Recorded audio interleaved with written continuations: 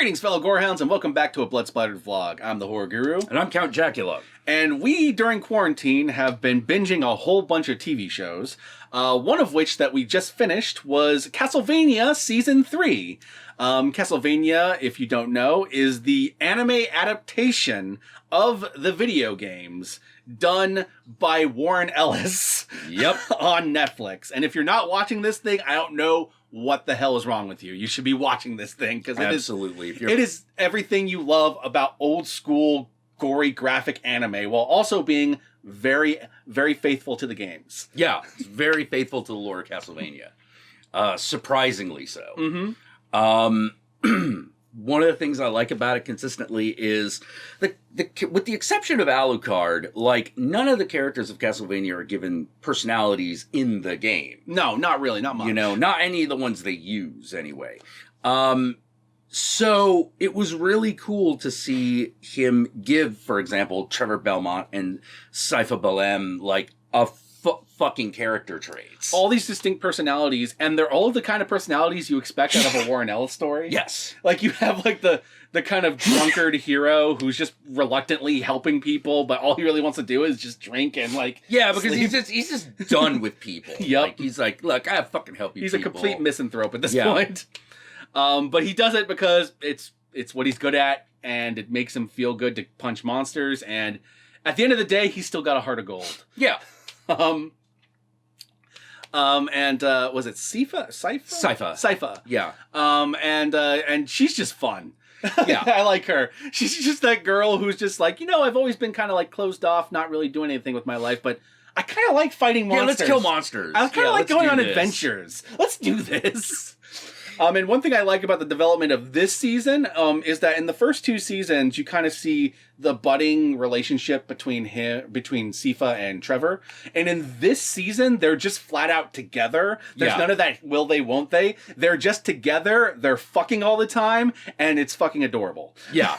Like, it feels like we've moved past that plot point, and now we're just in the struggles of being a couple. we gotta get that Simon Belmont somehow. Exactly. You know? Exactly. Like, bam. It's gotta happen. I would say my only complaint, and it's the same complaint I've had since the first season, and that's this.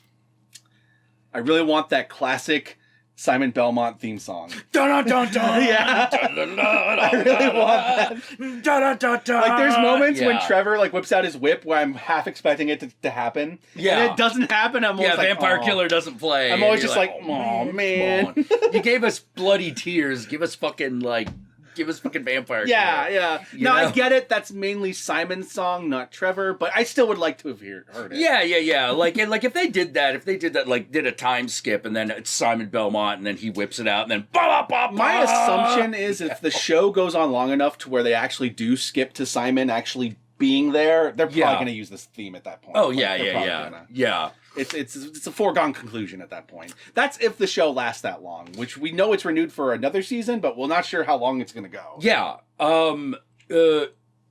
Okay, so Alucard's plot in this is also real interesting.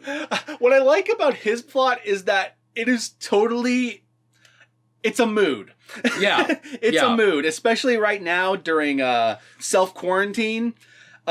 His whole, like, I've been here by myself for what feels like forever.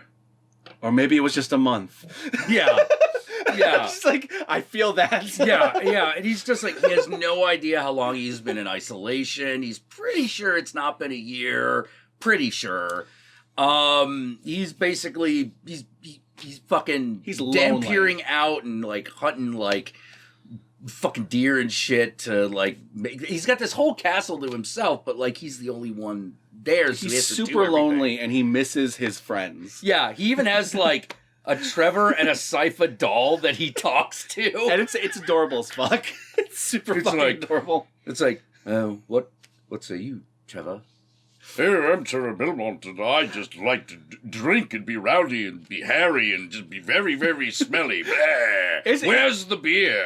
It's like you have Alucard, who is the badass son of Dracula, pretty boy vampire guy, but he's actually really like sad boy. Yeah.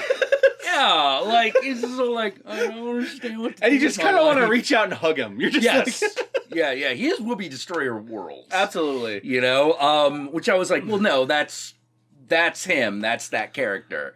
But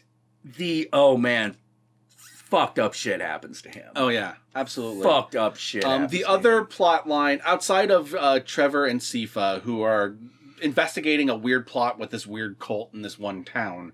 The other main plot line is with the monster makers. Yeah, the Forge Masters. The Forge Masters. Yeah. You have the one that went off to the Middle East and started forming an army at the end of last season. And then you have the other one that was captured by, was it Claudia? Is that her name? Camilla. Yeah. Caught by Camilla, who is taken to a vampire castle with Camilla's sisters and is basically being forced to be subservient to them. And those are like the main plots of this season. Now that's probably like, if I were to complain about anything else, it's that this definitely has the feel of like a middle season. Oh yeah. Like an Empire Strikes Back or a Last Jedi, and that, or a Two Towers, that point in which all the characters are all separated and on doing their own plots, and there's never really a point where they all come together because it's all leading into the next season. Yep. So like all that hinges on whether or not it actually gets greenlit for next season, and it did, thankfully. So yeah, we're at least gonna get that. We're at least gonna get that, but it definitely has that middle season feel where by the end of it, it's dark and it's bittersweet, and you're like, oh man, what's gonna happen next? Yeah, well, I know that the thing that they have been saying that they're building up to when they get to it, it probably won't be this season. But if they have their way, they're like, no, we actually are building up to Symphony of the Night. Oh man, that'd be cool. You know, and I'm like, oh man, no, that'd be awesome. That'd be freaking cool. The season has everything you love from the first two seasons. If you've been watching it so far, it's got the gore, it's got the sex, it's got the monsters, it's got the blasphemy. This has got Alucard in a three-way. Oh yeah, there's a three-way at one point. There's a three-way near the end of the season. An incestuous three-way. Yes. At that. Because that's the kind of show this is. Yep.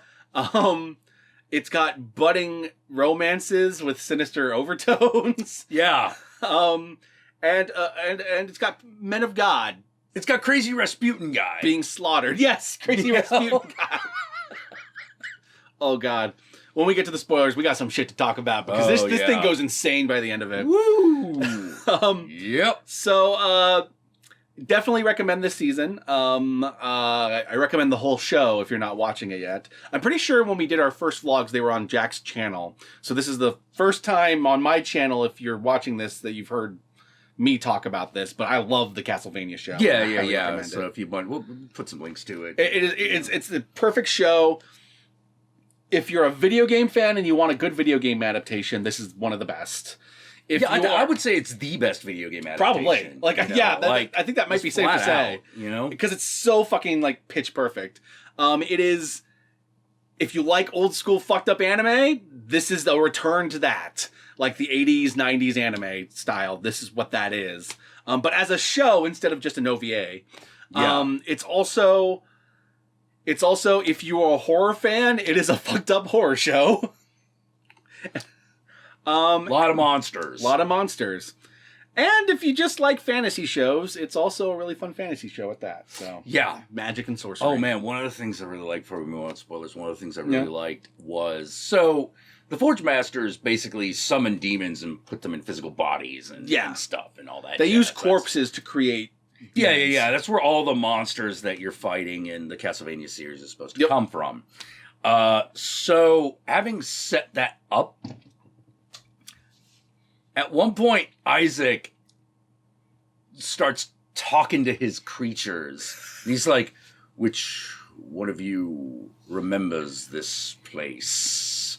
And one of them goes, I do. And the idea is like, these are the souls of the damned. Mm-hmm. Like, these are people who have died. And you're like, okay, well, why are you in hell? And they have that discussion. Yep. Which was really cool. Well, the entire Isaac plot feels like someone becoming a prophet. Yes. Like, it feels like a prophet's journey. It's weird. Yeah. But it's great. Yeah, it definitely does. Like, It feels like he's walking the path of Jesus, Muhammad, any of the prophets. Like, that's what he's doing. Like, yeah, I was actually, the weird thing is I find myself going like, if they're building up the Symphony of the Knife, they're gonna need a Dark Priest. That's true. Are they gonna just use him as opposed to Shaft? it's possible. We'll see what they do. Yeah. I wouldn't be surprised. So with that said, it's on Netflix, obviously. So, get a Netflix subscription if you don't have one and go watch Castlevania. It's totally worth it. And, with that said, let's move on to the spoilers.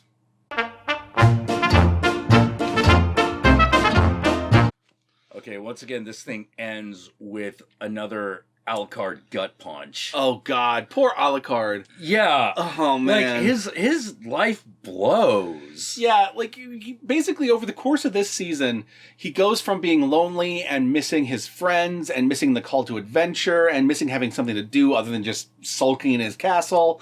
And like these two people seek him out wanting to learn the ways of hunting a vampire, since he's the one who defeated Dracula. So, can you help us? And there are these two Japanese siblings. These two Japanese siblings who want to help defeating the vampires in their home country. Yeah. So he basically takes it on himself to train them. It ends up like falling deeply, like emotionally connected to them. I'm not sure if I would call it love, but it's definitely a deep connection. It's definitely a connection. Yeah. And this culminates in them having this threesome with one another. This incestuous threesome. Yeah. But the twist is they actually were basically planning on killing him after they got what they wanted. Now, it's more complicated than that. They also think that he's lying to him. They've come up with all these conspiracies or whatever. Yeah. But it's very obvious when you're watching it that this was always kind of the plan. Yeah. They came here to kill him. Because he's a vampire himself. Like, he's a half vampire. What they wanted were the secrets to Dracula's castle. Yes, which they don't need him to do those. Plus, they also are sitting on top of the Belmont estates. So they can get all the weapons underneath and the secrets of hunting down there. So they don't really need him anymore. So they decide to take him out. Plus, they're like really paranoid. Yeah. So they think that like he's doing all these things behind their back. Yeah, when which he clearly isn't. Which it's not. It's like, oh, why won't you teach us how to fly the castle? It's just like he literally doesn't know because it's broken. Yeah. They broke it last time. Yeah. Like if you saw the previous season, you're like, because they busted that shit. But they think he's just holding something back and that he's just an evil vampire like the rest of them. Yeah, they come up with all these reasons for why he must still be an evil vampire despite all the things that he's done. And in the end, it becomes him or them. Yep. So he has no choice but to kill these new friends that he's grown to love. And ends up leaving their heads on pikes. Oh, no, he doesn't leave their heads on pikes. He fucking impales them. He impales them outside his castle so that... as a warning to everybody else, and you're just like... As a homage to his dad, too. Yeah, and it is one of those like, well, Father, I guess I'm like you after all. And you're like, oh! Yeah. His journey is basically learning the hard way what his father learned way previously. Yeah. And it's probably the most heart-wrenching story in the entire season, and all the stories are pretty fucked up. Oh, yeah. There is Sifa discovering that humans are evil. Yeah. Humans tend to be evil. Sifa and Trevor end up upon this town that has this weird monk cult that have taken refuge in this church that was attacked by the monsters during Dracula's assault on the lands. And they're basically trying to figure out what the fuck is up with this cult. And end up uncovering a dark secret within the town itself by the end of it. Yeah, which is actually completely unrelated to the cult. Yeah, completely unrelated to the cult. Basically, by the time they didn't uncover what the cult's doing, which, surprise, surprise, they're trying to resurrect Dracula. Yeah. I mean, what else? Once they uncover what the cult's doing, because they've been influenced by the demon that still lives in the church underneath it. Yeah. After it attacked, it never left. Once they uncover that, they end up finding out that the town leader, the mayor of the town, or I forget what he's called. He's the judge. It's a Frollo-like situation where the judge is the ruler of the town. The judge of the town that they've been working with, their ally this whole time. By the end of the season, they find out that he's been killing kids. Yeah, he's a child murderer. Yeah. Like the way he gets his kicks is that he tricks kids into killing them. He tricks kids into coming to his traps and then killing them. Yep. And that's how he gets his kicks off. So like the good guy in the town, the good guy leader, was he any better than the evil cult that was going to resurrect Dracula? Yeah. And there's this great line when they're leaving the town and it's all burning fucking down after they defeated the fucking demon and closed the gate before Dracula can escape. And they're burning down and Sifa is depressed, like, we won, but I don't really feel like we won. And I think it was Trevor who says, up until this point, we've been having adventures, living your life. Yeah, we've been having adventures, saving people, and winning. Now we're living my life. Yeah. You know? Where even if you win, you lose. It's not a win. Yeah, well, like, one of the people that they run into is this guy called Saint Germain. Yep. And I was like, I don't recognize him from the... I didn't recognize him either. I'm not sure if he's from one of the games that I never played, but it's possible. Yeah. Because I was like, do I know...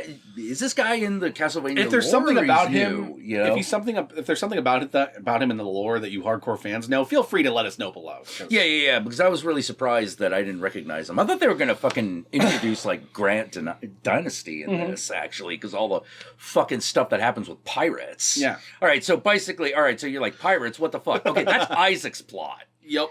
Isaac's plot is basically him wandering around as basically a fucking necromancer who... Building an army in the desert. Monsters and demons, and everyone that he runs into on the way to maybe rescue Hector, but definitely to kill Camilla. Yeah. His story feels like a parable. Yes. It's watching a guy go from town to town, and every town he goes to, someone is just completely awful to him. Yeah. And the town like rejects him. It's like watching a parable of like the descent into devilness. Yeah. To the point where you actually find yourself going like, I got an idea. Why not just let him pass? Yeah. He seems to have an army of fucking monsters. Give him like, look, here's a ton of gold. Have some food. Please just leave. Yep. You know, none of this, like, we're going to fight you. Because you look at these people who are like, we're going to fight you. And I'm like, with what, man? You know, like, you've got halberds. He's got, like, 100 demons. Yep. How is this going to work in your favor ever? Yeah, there's a lot of slaughter in his story. Oh, yeah. But there's also the most Jesus philosophical Christ. shit. Yes. Like him meeting a demon and talking to the demon. Him talking to that old man who runs that magic item shop. Yeah. The old heretic. Yep. You know? Oh, him man, meeting with that old witch and talking with her. There's a lot of great, like, these philosophical conversations. Like, everything else in the show, if you're cutting to the vampire plot, you're cutting to, like, vampire politics. If you're cutting to the Trevor and Belmont thing, it's this mystery of what's happening underneath the town. If you're going to Alucard, it's basically an emotional, like, journey with Alucard. When you're cutting to Isaac's plot, it's philosophical, like, meditations. Yeah. Like he's running into different aspects of humanity. Yep. And the interesting thing is that you can tell where that trend line goes, which is basically the first person he runs into, the first real humans that he runs into are pretty gracious. Yeah. You know, they respect that he is powerful, but they're like, hey, you know, you don't have to necessarily go around, you don't have to kill me because, like, I ain't gonna stop you. Pretty much. You know, like, you know, maybe you'll find your way, you know, or maybe I really want you to fucking kill everybody, you know? Like, So people are really nice to him in the beginning, but as it goes on, he starts running into... So the first people are really gracious. The second major person he runs into, after he has to kill a bunch of people who just are trying to stop him from entering the town, which is what I just talked about. Yep. Which is like, dude, I understand. What do you guys think is going to happen here? Yeah. Like, how do you think you're going to defeat this guy? You know? And of course, every town that rejects him just bolsters his army. Like, yeah. That's he makes the other demons through corpses. That's what he does. Like, yeah, and like at one point he's actually done it so many times. He's just like, all right, you can just eat them. I don't think you need any more. His plotline was the weirdest though, because it like culminates in this weird fight with this weird, I don't know what you want to call him. He's a magician. He's a mage. Yeah, this like mage that has like put a spell on an entire town, and it feels like almost like it's like Jerusalem or some shit. Yeah, it does. So they have this like big holy battle in the middle of this Jerusalem-like town that like culminates in like all the people in the town being turned into a giant ball that is flinging people at them. Yeah, they turn into that giant ball of Symphony of the Night where it's just people like grabbing at you. Oh man, it's horrifying as all shit, and I love it. Yeah. I love it. Lovecraftian as fuck. Yeah. And they're just flinging people at him like they're missiles. And he's like converting them every time one flies past him. Every time he just stabs one that turns into a demon on his side. It's like, the problem with fighting Isaac is that like any soldier you lose is a bolster to his army. Yeah, and he discovers the witch. Yep. And the witch is the person who's like, well, I'm willing to like let things go, but I'm gonna trick you into doing me a favor anyway. Yep. Because why the fuck not? I don't like that guy over there with this ball of people. Yep. And I can't fight him, so why don't you just go fucking kill him, and you can get something you want, and I get something I want. I love the Isaac storyline because, like, for most of the story, you're on the side of, like, the good guys, you know? Like, you're on the side of Alucard, you're on the side of Trevor, you're on the side of Sifa. But when it comes to Isaac, you kind of see his point because it's kind of proven by even the good guy plots. Yeah. That people are awful. Yeah. He's just like, oh no, like humanity just needs to burn. Even the good guy plots kind of prove Isaac's point more than anything. He's the most ultimate hero of this season. Yes. Because he's the only one who's accepted the truth that humanity is lost. Trevor has not accepted it. It's why he's an alcoholic. Yeah. Alucard hasn't fully accepted it. It's why he lets these people in and tries to help them. Isaac, at the beginning, hasn't quite accepted it, but by the middle of the story has pretty much accepted it. Yeah, he's just like, okay, this again. You know, so he like has the happiest ending because he embraces just being the devil, essentially. Yes.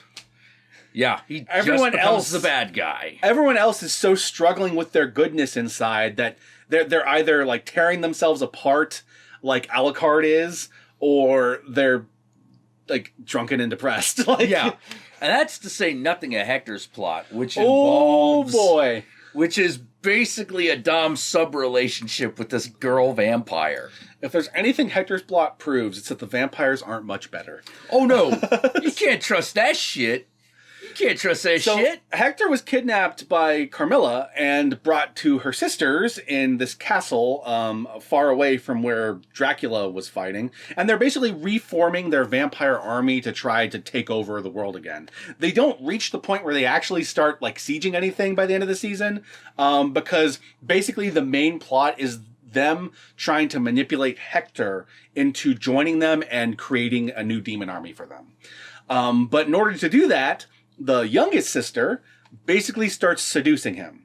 And she's the one that kind of comes across like the innocent one. Yeah. But she's not. Yeah. She's actually like the most manipulative. Yeah. You could tell she was kind of based off of What's Her Nuts from Interview with the Vampire. Oh yeah. Ophelia. Oh yeah, big time. And like you kind of get a taste of that at the beginning where they describe that she used to like taking legs off of spiders, but then like nursing them back to health. Like, yeah. It's like, whoa, that's fucked up. Yeah. She's super evil. So basically, it's watching a cat and mouse game between her and Hector. Hector being in a cage, and her basically slowly slipping him moments of hospitality to try to lure him into her trap. Yeah. And her trap basically being, you're going to be what he thinks, you're going to be my lover, and it's going to be great. What she thinks, you're going to be my pet. Yeah. And you're going to do what I want. Yeah. I now have the vampire. I now have in Vampire the Masquerade terms, it would be the blood bond. Unlike the other two plots, the town plot and the Alucard plot, this isn't really a twist. You kind of know that she's manipulating him from the get-go. Oh yeah, because they just flat out tell it. They flat out discuss it. So what the tension really is watching Hector fall for it.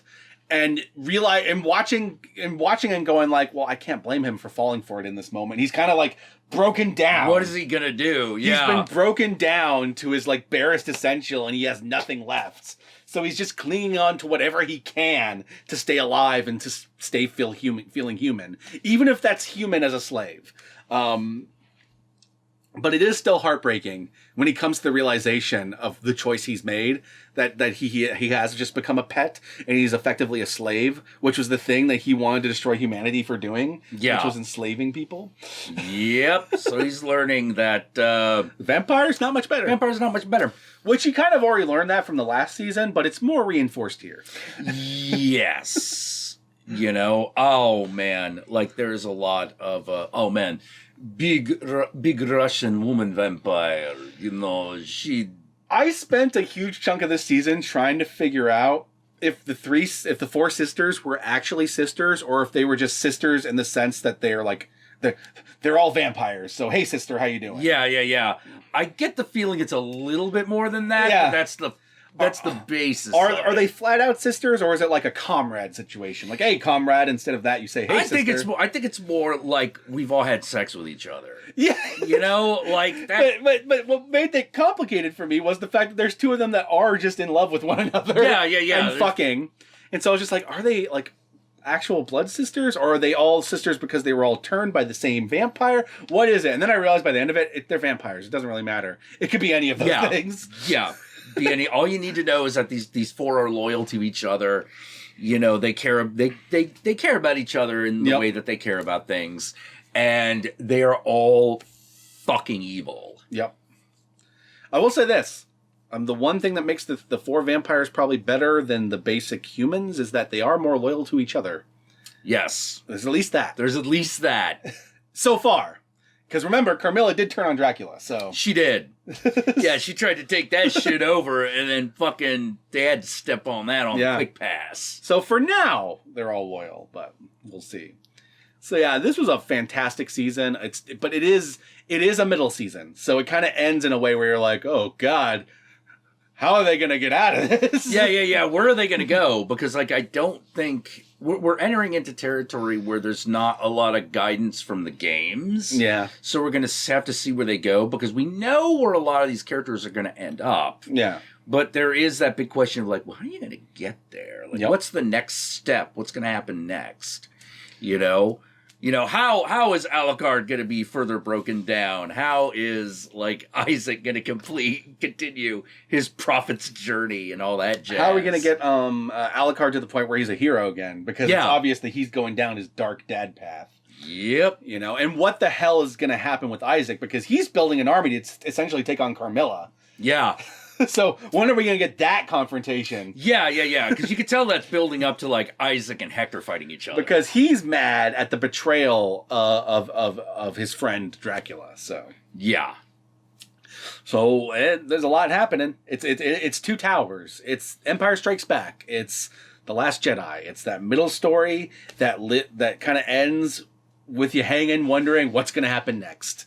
Yep. And with that said, where can they find you, Count Jackula? Well, you can find me on twitch.tv/count_Jackula. I stream most days at 6 o'clock, and I stream every Thursday and Sunday at 6 o'clock. And we'd love to see you there. We talk about all kinds of groovy things. Sometimes there's surprises.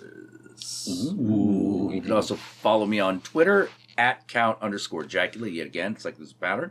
And just a little bit. Yeah, just a little bit. And how about you, man? Y'all know me. I'm the Horror Guru. You can find me at the Horror Guru on Twitter, on Twitch, on Facebook. Just look up the Horror Guru or Blood Splattered Cinema, and I'll be there. And if you would like to help out our channels more directly, then be sure to check out our Patreon page. And remember, if you decide to go the Patreon route, even $1 a month can go a long way. And be sure to like, comment, and subscribe to this video. And if you haven't rung that notification bell yet, what are you waiting for? Ring that notification bell so that you'll be notified of my videos immediately upon their upload. And I guess with all that said, the last thing I want to say is that Trevor and Sifa are totally couple goals. Oh, yeah. #couple goals. And catch you in the next vlog.